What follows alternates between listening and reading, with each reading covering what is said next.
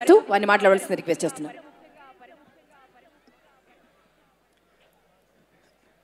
ప్రారంభంలో నేను పాడుతూ సంభవామి యుగే యుగే అన్నాం. ఇది సంస్కృతం. దీనికి అర్థం తెలియడం కోసమే ఏ కాలంలో ధర్మానికి నష్టం జరుగుతుందో, ఏ కాలంలో ధర్మానికి హాని కలుగుతుందో ఆ సమయంలో పరమాత్ముడి క్యారెక్టర్ ఏమిటంటే, పరమాత్ముడి ఆలోచన విధానం దుష్ట శిక్షణ, శిష్ట రక్షణ, ధర్మ సంరక్షణ. దీన్ని నిలబెట్టేందుకు పరమాత్ముడు ఒక అవతారం తీసుకుంటాడు, కొన్ని సోల్స్లోకి ప్రవేశిస్తాడు. అలా ప్రవేశించిన సోల్సే ఖచ్చితంగా ఎవరి దగ్గరికి తీసుకువెళ్తే ధర్మం కరెక్ట్గా జనాల్లోకి వెళుతుందో, ఎవరైతే కరెక్ట్గా తీసుకువెళ్ళగలరో ఆయనే శ్రీ బోయపాటి శ్రీను గారు. మనస్ఫూర్తిగా అభినందనలు. ఆయన నాకు స్టోరీ చెప్తున్నప్పుడు మనకి ఛాందోగ్యోపనిషత్తు ఒక గొప్ప మాట చెప్తుంది, తత్వమసి అని. తత్ త్వం అసి అంటే అదే నీవు అయి ఉన్నావు. అంత డెడికేషన్తో చేస్తే మాత్రమే ఈ ధర్మం జనాల్లోకి వెళ్తుంది. ఇది సినిమా అనుకుని దీన్ని ఎంటర్టైన్మెంట్ అనుకుంటే చాలా పొరపాటు మిత్రులారా. ఇందాక మా మిత్రులతో కలిసి అనుకుంటున్నప్పుడు శివరాత్రి 2 నెలల ముందే వచ్చిందన్న ఒక దివ్యమైన అనుభూతి కలిగింది మాకు. ఎప్పుడైతే బోయపాటి శ్రీను గారు నాకు నిజానికి ఈ సినిమాలో కీలకమైన సన్నివేశంలో 2 భగవద్గీత శ్లోకాలు నా చేత పాడించినందుకు ముఖ్యంగా బోయపాటి శ్రీను గారికి, బాలకృష్ణ గారికి, అలాగే నిర్మాతలకి, అతి ముఖ్యంగా పాటని స్వరాన్ని తనే అయిపోయి భావించి ఒక తపస్విలాగా చేయగలిగే తమన్ గారికి ప్రత్యేకమైన కృతజ్ఞతలు తెలియజేసుకుంటూ, భారతదేశంలో గుర్తుపెట్టుకోండి మిత్రులారా, ఈ సినిమా నుంచి మనం బాగుంది, బాలయ్య గారి నటన బాగుంది, బాలయ్య గారి నటన ఎప్పుడు బాగానే ఉంటుంది. నాకు ఇటీవలే ఒక్క విషయం చెప్పి నేను ముగిస్తాను. ఇటీవలే నాలో సనాతన ధర్మ బీజ జ్ఞానాన్ని నాటి ఇటీవలే నన్ను వదిలి వెళ్ళిపోయిన మా నాన్నగారికి అత్యంత ప్రీతిపాత్రమైన నటుడు నందమూరి బాలకృష్ణ గారు. ఎందుకు నాన్న అని అడిగితే నాన్నగారు చెప్తుండేవాళ్ళు, ఎన్టీ రామారావు గారి తర్వాత ఒక్క శరీరంలో మాత్రమే ఒక డైలాగు అంత పండుతుంది నాన్న, ఫ్లూటు జింక ముందు ఊదు, సింహం ముందు కాదు అని చెప్పాలన్నా ఆయనే. రెండవది మనకు అర్థం కాకపోవచ్చు, వాగర్ధావివ సంపృక్తౌ వాగర్ధ ప్రతిపత్తయే జగతః పితరౌ వందే పార్వతీ పరమేశ్వరవు. అది కూడా అంతరమ్యంగా అంత భక్తి పారవశ్యంతో ఇమిడిపోయేది ఒక్క బాలకృష్ణ గారి నటనలో మాత్రమే, ఆ శరీరంలో మాత్రమే, ఆ జన్మకి మాత్రమే. కాబట్టి పరమేశ్వరుడు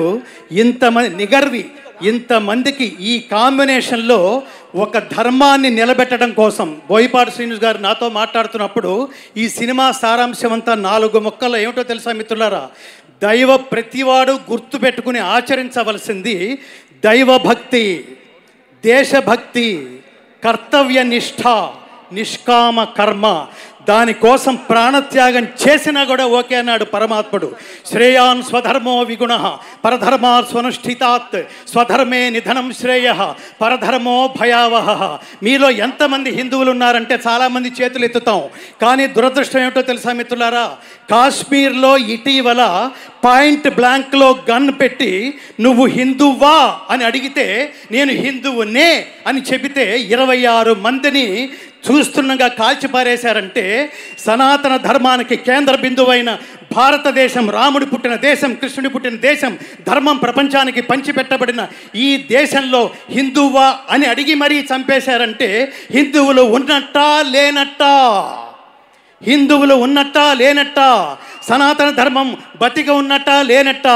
ఈ ప్రశ్నలకి సమాధానమే మనలో ఉన్న సనాతన ధర్మాన్ని, సనాతన ధర్మ తత్వాన్ని జాగృతం చేయడం కోసమే మన మధ్యలోకి తీసుకొస్తున్న ఈ త్రిమూర్తులు బాలకృష్ణ గారు, అలాగే ఈ చిత్ర దర్శకులు బోయపాటి శ్రీను గారు, ఆచంట నిర్మాతలు.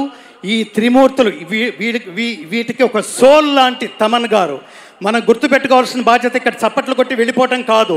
ఈ సినిమా నా దృష్టిలో ఎంటర్టైన్మెంట్ విత్ ఎన్లైటన్మెంట్, అంటే వినోదంతో కూడిన ఆత్మజ్ఞానం. కోట్ల సినిమాలు వస్తే అలాంటి వాటిలో ఇలాంటి సినిమాలు రేరెస్ట్గా ఉంటాయి మిత్రులారా.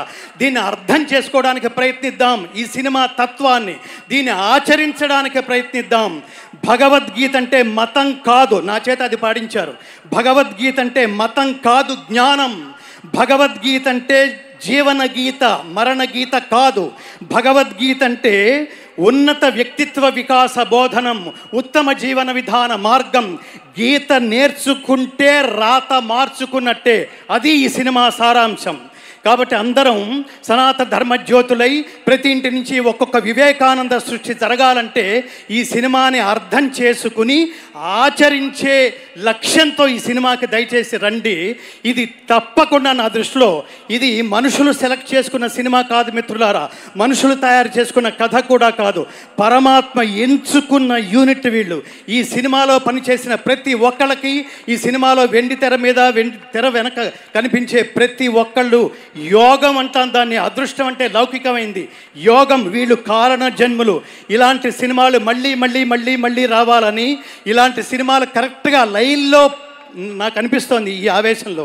ఇట్లాంటి సినిమాలు బోయపాటి శ్రీను గారి దర్శకత్వంలో లైన్లో 10 సినిమాలు వస్తే భారతదేశంలో సనాతన ధర్మం సెటరైట్ అయిపోతుంది మిత్రులారా.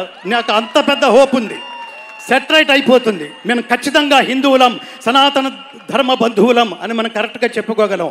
అంతటి విశేషమైన ఈ సినిమాలో నాకు భగవద్గీత శ్లోకాలు, నేను ఇంత ఆవేశంగా గట్టిగా ఎందుకు మాట్లాడుతున్నానంటే సనాతన ధర్మానికి దెబ్బ తగిలితే నేను ఊరుకోలేను. ఎందుకంటే I have dedicated my entire life to propagate the essence of Bhagavad Gita through out the world. ప్రపంచానికి భగవద్గీత సారాంశాన్ని, స్వార్థరహిత ఉత్తమ సమాజం నిర్మించబడడానికి భగవద్గీత ప్రచారమే నా జీవితంగా మలుచుకున్న వ్యక్తిగా బాధ్యతగా ఈ వేదిక మీద నేను మాట్లాడే అవకాశం ఇచ్చినందుకు, భగవద్గీత శ్లోకాలు నా చేత ఈ సినిమాలో ఒక కీలకమైన సందర్భం కోసం నా చేత పాడించినందుకు ముఖ్యంగా తమన్ గారికి నేను ప్రత్యేకమైన కృతజ్ఞతలు తెలియజేసుకుంటూ, జై బాలయ్య, జై బాలయ్య. ఇందాక ఒక పాటలో పాటంతా ఒక ఎత్తు, ఆయన ఓం నమ శివాయ అని ఆ గొంతులో మాత్రమే శ్లోకం పండుతుంది మిత్రులారా. శతాయుష్మాన్ భవ, శతమానం భవతి, శతాయు పురుష శతేంద్రియ ఆయుష్యేవేంద్రియే ప్రతిష్టతి, సంపూర్ణ పరమాత్మానుగ్రహ ప్రాప్తిరస్తు. అందరూ చెప్పండి, జై శ్రీరామ్, జై శ్రీకృష్ణ, ఓం నమ శివాయ, భారత్ మాతాకి. ధర్మం అంటే సర్వజన బంధువే హిందువు. హిందువు అనేది మతం కాదు మిత్రులారా. ఇది గుర్తుపెట్టుకుని అందరినీ కలుపుకుంటూ సనాతన ధర్మజ్యోతులై ప్రకాశింతురుగాక. జై శ్రీకృష్ణ. సర్వే జనా సుఖినో భవంతు. ఎంత అద్భుతమైన గలం, ఎంత అద్భుతమైన మాటలు చెప్పారండి. సాక్షాత్తు భగవంతుడే